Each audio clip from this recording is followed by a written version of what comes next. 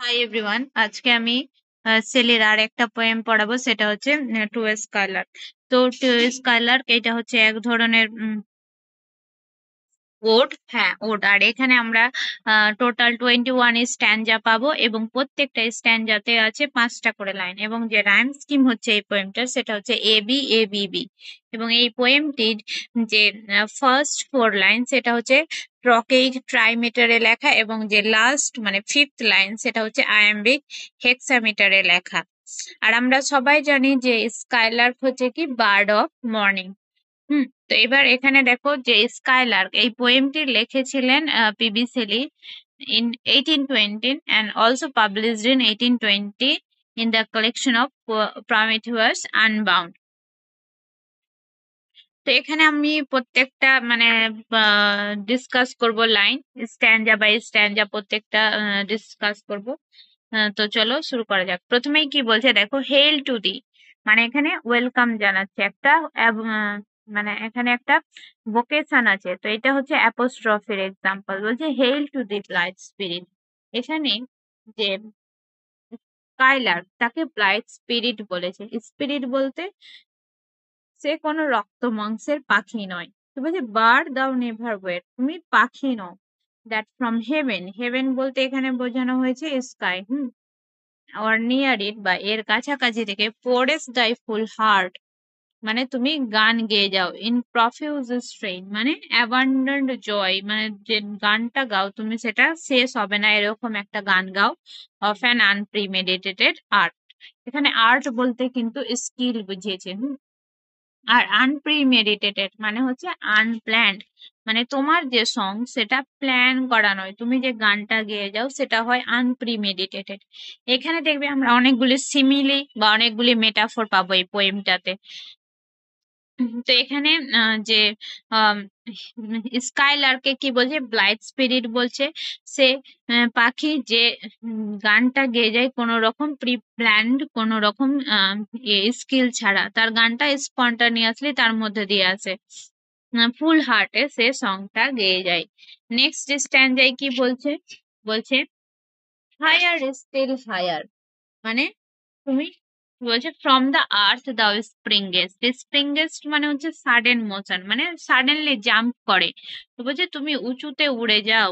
হুম এই পৃথিবী থেকে তুমি একদম সাডেন জাম্প করে উঁচুতে উড়ে যাও। কিভাবে? Like a cloud of fire. এখানে ফার্স্ট আমরা যে সিমিলি পেলাম, মানে এখানে যে স্কাইলার্ক তাকে একটা ক্লাউড অফ ফায়ার মানে মাস অফ ফায়ারের সাথে তুলনা করেছে। যেমন কি হয়, আহ যেমন দেখবে আগুনের যে ফুল, যদি কোনো কাগজে আগুন লাগিয়ে যদি তোমরা ছেড়ে দাও তাহলে সেটা কি হয়, বাতাসে উঠতে উঠতে আস্তে আস্তে উপরে যায়। ওইভাবে স্কাইলার কি হয়, একদম হঠাৎ করে সাডেন মোশন করে আকাশে উঠে যায়। অ্যান্ড কি বলছে, and singing still dost to soar and soaring ever singest. এই এখানে বলছে তুমি গান গাইতে গাইতে উড়ো এবং উড়তে উড়তে গান গাও। এই যে দেখতে পাচ্ছ সিঙ্গিং স্টিল দোজ টু সোর, আবার এই ফ্রেজটাই রিপিট হয়েছে, সোরিং এভার সিঙ্গেস। তো এটা এক্সাম্পল হচ্ছে কিয়াস মাসের। আবার এখানে এস এস সাউন্ড গুলো যেমন সিঙ্গিং এর এস, স্টিল এস, ডোস্ট, সোর, ডি ও ও ও এগুলো রিপিট হচ্ছে, তাই জন্য এটা অ্যালিটারেশন। আবার একটা হিসিং সাউন্ডও আছে, তাই জন্য এটাকে আমরা সিবিলেন্স বলবো। তাহলে এখানে তিনটা পেলাম, একটা হচ্ছে কিয়াসমাস, নেক্সট হচ্ছে অ্যালিটারেশন, তারপরে হচ্ছে সিবিলেন্স। এইগুলো আমরা পাচ্ছি ফিগার অফ স্পিচ।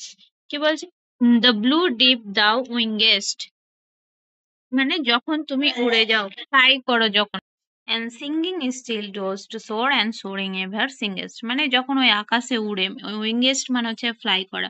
তো যখন সে আকাশে উড়ে যায় তখন উড়তে উড়তে সে গান গায় এবং গান গাইতে গাইতে উড়ে যায়। নেক্সট থার্ড নাম্বার স্ট্যান্জা বলছে in the golden lightning of the sunken sun. এখানে সানকেন সান বলতে কিন্তু সূর্য অস্ত যাওয়া নয়, অস্ত যাওয়ার সময়টাকে বলছে না। যখন সানরাইজ হয় তখন কি হয়, মনে হয় দেখে মনে হয় যেন সূর্যটা অর্ধেক ডুবে আছে নিচে আর অর্ধেক উপরে আছে। তো এই যে সিচুয়েশনটা সেটাকে বুঝিয়েছে। তো ওই সময় কি হয়, সূর্যটা পুরোপুরি দেখা যায় না কিন্তু ওর আলোটা বেরিয়ে আসে, আর ওর উপর কি যে মেঘগুলো থাকে সেইগুলোর উপর সেই আলোটা পড়ে। বলছে ওভার হুইচ ক্লাউডস আর ব্রাইটনিং shining, আর সেই আলোতে মেঘগুলো জ্বলজ্বল করে। Thou dost float and run, তুমিও কি করো, যেমন ওই মেঘগুলো ভেসে বেড়ায় ওইভাবে তুমিও ভেসে বেড়াও। Like an unbodied joy whose race is just began, মানে যেমন একটা আনবডিড জয় ভেসে, মানে ক্লাউড গুলো যেভাবে ভেসে বেড়ায় মনে হয় যাদের রেস এখনই শুরু হয়েছে, ওইরকম তুমিও কি করো, তোমার রেসটা শুরু করো। এখানে যে ডোস্ট এগুলো দেখতে পাচ্ছ, এগুলো আর্কেইক ইউজ অফ ওয়ার্ড আছে। নেক্সট স্ট্যান্ডায় চলে যাব আমরা। বলছে দ্য পেল পার্পল ইভেন মেলস অ্যারাউন্ড দাই ফ্লাইট। আর বলছে যে এই যে পেল পার্পল ইভেন্ট মানে আস্তে আস্তে কি হয়, সন্ধ্যা নেমে আসে। আর সন্ধ্যা নেমে আসার ফলে কি হয়, তুমি যেমন হারিয়ে যাও। কিভাবে হারিয়ে যাও? Like a star of haven, যেমন রাত্রেবেলা কি হয়, যখন অন্ধকার হয়ে যায়, সূর্য অস্ত যায়, তখন যেমন আকাশে কি থাকে, একটা স্টার থাকে, থাকে তো সেটা দেখা যায়। কিন্তু যখন দিনের বেলা, বলছে in the broad daylight, কিন্তু দিনের বেলা সেই যে আলোটাই, সূর্যের আলোতে সেটাকে, সেই স্টারটাকে দেখা যায় না। মানে রাত্রেবেলা ওর ফ্লাইটটা মেল্ট হয়। তো কি বলছে, যেমন যে স্টারটা দিনের বেলা হারিয়ে যায়, সেরকম তুমিও হারিয়ে যাও। কি বলছে, দাও আর্ট আনসিন, মানে তোমাকে দেখা যায় না, বাট ইয়েট আই হিয়ার দাই শ্রিল ডিলাইট। শ্রিল মানে হচ্ছে পিয়ার্সিং, ডিলাইট, শ্রিল ডিলাইট বলতে তার যে মিউজিকটা সেটাকে বুঝিয়েছে। মানে যে স্কাইলার্ক, তাকে কি বলছে, দেখা যায় না। যেমন স্টারকে দিনের আলোতে দেখা যায় না, সেইভাবে স্কাইলার্ককেও দেখা যায় না, কিন্তু তার গানটা শোনা যায়। যেভাবে আমরা স্টারটার উপস্থিতি অনুভব করতে পারি সেইভাবেই। এখানে আবার সেকেন্ড সিমিলি পাচ্ছি আমরা, like a star of haven. এবার নেক্সট স্ট্যান্ডায় চলে যাব। এটা হচ্ছে 5 নম্বর স্ট্যান্ডা। কি বলছে, কিন অ্যাজ দ্য অ্যারোজ, মানে একদম কিন হতে হবে, সূক্ষ্ম হতে হবে সেই অ্যারোর মতো। অফ দ্যাট সিলভার স্পেয়ার, এখানে সিলভার স্পেয়ারকে বলতে মর্নিং স্টার ভেনাসকে বুঝিয়েছে। আর অ্যারো যখন বলছে তখন বুঝতেই পারছো যে গডেস কিউপিডকে বুঝিয়েছে, মানে যে হচ্ছে হান্টার উইথ বো অ্যান্ড অ্যারো। বলছে হুজ ইন্টেন্স ল্যাম্প ন্যারোস, মানে এই যে সিলভার স্পেয়ার এর ইন্টেন্স যে একটা তীব্র আলো থাকে, সেটা আস্তে আস্তে বিকেম ডিম, মানে কমে যায়, ন্যারো হয়ে যায়। In the white dawn clear, মানে সকালবেলার উজ্জ্বল আলোতে, ভোরবেলার যে আলোতে সেটা আস্তে আস্তে ডিম হয়ে যায়। আনটিল উই হার্ডলি সি, আমরা এই যে ভেনাসটা বা যে সিলভার স্পেয়ারটা সেটাকে দেখতে পাই না। We feel that it is there, এখানে যে দ্যাট আর এইটা বলতে বুঝিয়েছে ভেনাসটাকে। আর এবং আমরা অনুভব করি যে এই ভেনাসটা সেখানেই আছে। মানে একইভাবে ডেসক্রিপশন দিয়েছে যে মর্নিং এর লাইটে কি হয়, সিলভার স্পেয়ারটা যেহেতু সূর্যের আলো বেশি, তাই জন্য তাকে আমরা দেখতে পাই না, কিন্তু তার যে উপস্থিতিটা সেটা আমরা অনুভব করতে পারি, যে আমরা জানি এইটা আকাশেই আছে। নেক্সট 6 নম্বর স্ট্যান্ডায় কি বলছে, all the earth and air with দাই ভয়েস ইজ লাউড, এবং মানে পুরো পৃথিবী, পুরো অ্যাটমসফিয়ার কি হয়, তোমার মানে সুন্দর সুরে ভরে ওঠে। As when night is bear from one lonely cloud, এবং যখন রাতের আকাশে একটাই মাত্র মেঘ থাকে, মানে একটাই মেঘের গোছা থাকে। The moon rains out her beams, আর যে চাঁদের যে কিরণ সেটা বেরিয়ে আসে কিভাবে, অ্যান্ড হেভেন ইজ ওভারফ্লোড, এবং আকাশটা সেই আলোতে ওভারফ্লোড হয়ে যায়। হেভেন বলতে আকাশকে বুঝিয়েছে। এখানে মেটাফোর পাচ্ছি আমরা, যে যে যেমন দেখবে মেঘের আড়াল থেকে কি হয়, মেঘের আড়ালে যদি চাঁদ থাকে তাহলে চাঁদটাকে দেখা যায় না, কিন্তু তার আলোটাকে দেখা যায়। সেইভাবে আমরা স্কাইলার্ককে দেখতে পাই না, কিন্তু তার গানটা আমরা শুনতে পাই। আবার এখানে আমরা মেটাফোর পাচ্ছি যে স্কাইলার্ককে মুনের সাথে কম্পেয়ার করতে। নেক্সট হচ্ছে হোয়াট দাও আর্ট ও নট, দাও মানে ইউ, আর আর্ট মানে আর্ট। বলছে তুমি কি, এখানে উই বলতে হিউম্যান বিংসদের বুঝিয়েছে। বলছে তোমার নেচার কি বা তুমি কি, আমরা জানি না। What is most like the, মানে এখানে বলতে চাইছে যে what takes after you completely, বা what is the same as you in terms of nature, বা what can be compared with you, মানে কাকে তোমার সাথে তুলনা করা যায়। এবার কি বলছে দেখো, বলছে from rainbow clouds there flow not drops of bright to see. Rainbow মানে রেইনবোর উপরে যে ক্লাউডস যখন বৃষ্টি পড়ে তখন সূর্যের ছটা পড়ে মেঘে, যার ফলে কি রেইনবোর সৃষ্টি হয়। তো এই যে রেইনবো থেকে যে রেইন ড্রপস, এখানে রেইন ড্রপস এর সাথে কম্পেয়ার করেছে কিন্তু স্কাইলার্কের মেলোডিকে, যে রেইনবো থেকে যে রেইন ড্রপস গুলো পড়ে সেই ড্রপসটা দেখতেও এতটা সুন্দর নয় যতটা তোমার মানে গানটা সুন্দর। নেক্সট কি বলছে দেখো, অ্যাজ ফ্রম দাই presence showers a rain of melody, এবং তোমার প্রেজেন্ট, তোমার যে উপস্থিতিতে কি হয়, শাওয়ার হয় রেইন অফ মেলোডি, মানে তোমার যে সুন্দর গান তার গান, সেই গানের একটা বৃষ্টি পড়ে। মানে কবি এখানে, দ্য পোয়েট এখানে যে আছে সে বলতে চেয়েছে, mean to say that the rain drops are not so bright as the music of the skylark, মানে যে স্কাইলার্কের মিউজিক, সেই স্কাইলার্কের মিউজিকের মতো রেইন ড্রপস গুলো ততটা ব্রাইট নয়। তাহলে এখানে রেইন ড্রপস এর সাথে স্কাইলার্কের একটা কম্প্যারিজন পেলাম। নেক্সট স্ট্যান্জায় দেখতে পাবে তোমরা যে পোয়েটের সাথে কিভাবে কম্পেয়ার করছে, আর এখানে সিমিলি ইউজ করেছে লাইক অফ পোয়েট। আমরা জানি যে লাইক, অ্যাজ এইগুলো ওয়ার্ড যদি থাকে তাহলে সেটা সিমিলি। যে like a poet hidden in the light of thought singing hymns unbidden, মানে একটা পোয়েট যেমন লুকিয়ে থাকে, হিডেন থাকে, in the light of thought মানে তার চিন্তায়, মানে এখানে যে স্কাইলার কে কি বলছে, স্কাইলার কেও লস্ট হয়ে যাচ্ছে ইন দ্য সেন্স, মানে এই সেন্সে, মানে এইটা কি একটা ইনভিজিবল, মানে it remains invisible in the dazzling rays of the sun. মানে যে স্কাইলার্ক সে ইনভিজিবল থাকছে, ওইরকম পোয়েটও কি থাকে, ইনভিজিবল থাকে তার যে থট সেইটাতে।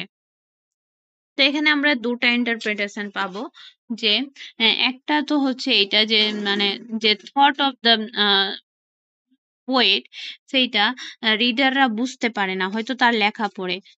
তারা শুধু তার যে লেখা, সেই লেখার যে মেলোডি সেটাকে এনজয় করে, কিন্তু আহ, তার যে বোঝার ক্ষমতা, যেটা পোয়েটের ক্ষমতা থাকে, একটা সাবলাইম ক্ষমতা, সেটা সামান্য রিডারের থাকে না। ওই রকম যে থট, সেই থটটাকে তো এখানে এইভাবে কবি বলতে চাইছে যে যেমন পোয়েটের একটা সাবলাইম থট থাকে, সেইটা সব রিডারদের থাকে না, ওইভাবে যে স্কাইলার্কটা আছে সেও একদম পোয়েটেরই মতো হিডেন। কি বলছে, সিঙ্গিং হাইমস আনবিডেন, মানে হাইমস বলতে এখানে সংস অফ প্রেজ, আর আনবিডেন মানে স্পন্টানিয়াস, মানে পোয়েট কি করে নিজের যে লেখাতে যে সংস অফ প্রেজ গুলো স্পন্টানিয়াসলি বলতে থাকে, কিভাবে, কতক্ষণ, টিল দ্য ওয়ার্ল্ড ইজ রট, রট মানে হচ্ছে রাউজ, যতক্ষণ না পৃথিবী জেগে ওঠে, two sympathy with hopes and fears in it heeded not, heeded মানে পে অ্যাটেনশন, আর এখানে ইট বলতে ওয়ার্ল্ডকে বুঝিয়েছে, এবং সে সিম্প্যাথি দেখায় তার লেখার মাধ্যমে যতক্ষণ না মানুষ মানে পৃথিবী এটাকে অ্যাটেনশন দেয়, মানে যতক্ষণ না human being became an became conscious of the sympathy of the poet according to his writing. এখানে যে আমরা দেখতে পাচ্ছি যে দ্য ওয়ার্ল্ড, এই দ্য ওয়ার্ল্ড, এই যে এই লেখাটা, এই লাইনে দ্য ওয়ার্ল্ড, এখানে দ্য ওয়ার্ল্ড বলছে কিন্তু আসলে বলছি পিপল অফ দ্য ওয়ার্ল্ড কে, তাহলে এটা হচ্ছে মেটোনিমি, মেটোনিমির এক্সাম্পল এটা। কেন, কারণ এখানে পিপল মানে দ্য ওয়ার্ল্ড হচ্ছে কি কন্টেইনার, কিন্তু বোঝাচ্ছে কাকে, কন্টেইন্ড কে বোঝাচ্ছে, তাই জন্য এটা হয়ে যাবে মেটোনিমির এক্সাম্পল। নেক্সট স্ট্যান্ডায় চলে যাব আমরা।